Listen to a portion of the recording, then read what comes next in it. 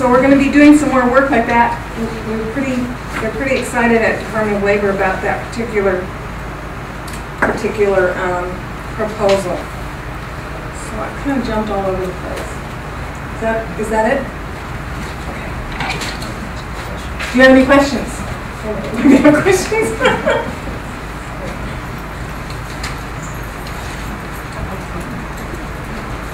Okay, so we'll also now have Diana Hershey speak a little bit to the 2009 housing element.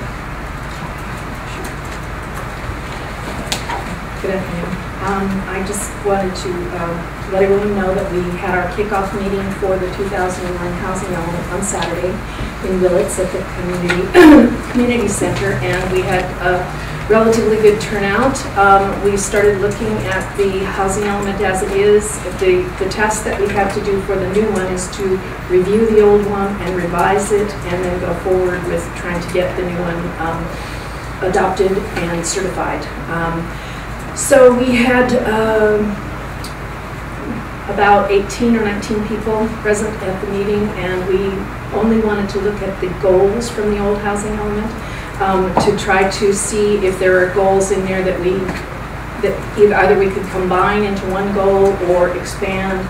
And we looked at that extensively. We had presentations from our CHDC and CDC and Habitat for Humanity on what projects had been completed over the last period, and then we asked the participants to give us input on going forward. And I'm not sure exactly what else I am supposed to talk to you about, but if you have some questions, I'd be glad to answer them if I can. Questions from the board? Enough from the public? Okay. We have plans to do another meeting, a similar meeting on the coast, so that coastal people will have a better opportunity to attend, because this was quite far inland, and it was suggested by the folks that we do another one. And that's our plans, and we're going to go forward with that. So thank you. If I could just add one thing that came out of that was the connection between housing and transportation and services and jobs, and really more so possibly than in the last plan, making that connection that all of those things need to be connected, that affordable housing should be somehow in a pathway for public transportation or an ability to be near jobs or both. So that's part of the tie with today's discussion. And a big point was made by Phil Dow from MCOG that not only is that an important focus, but funding from state and federal agencies may be focused around that from now on, going forward. There's transit-oriented development grants that are going to be available and things like that for affordable housing, and the state is focusing on infill also for that same connection to the transportation corridors. Just real quickly, the farm worker transportation. Oh, yes.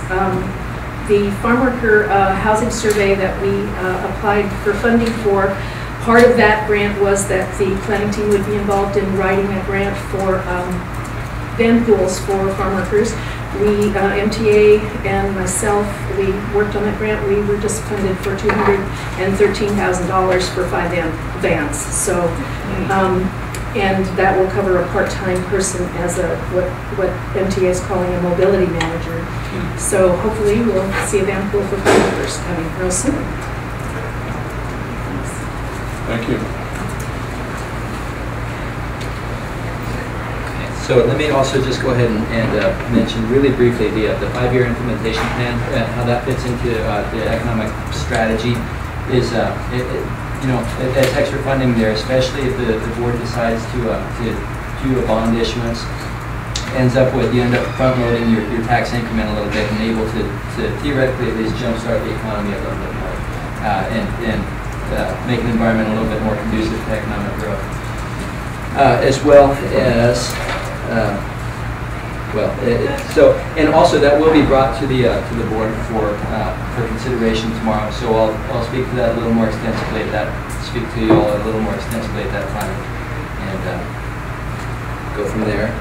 And we've got PDFC was planning on speaking to current efforts to retain business. I think that with our consolidation of the time frame here, though, they might end up coming in a little bit later. So what I'd like to do is leave that alone for right now and see if Don's able to make it in. We're very flexible here, Steve. And then also just really quickly with the Community Energy Initiative section on the agenda here. A couple of those things. Wave Energy, Paul Kaler was sort of the gentleman driving that in the executive office. I spoke with him about it before he departed. And he indicated that, it seems like the technology is not quite there at this time to be fully viable. It is sort of the impression that I received from him.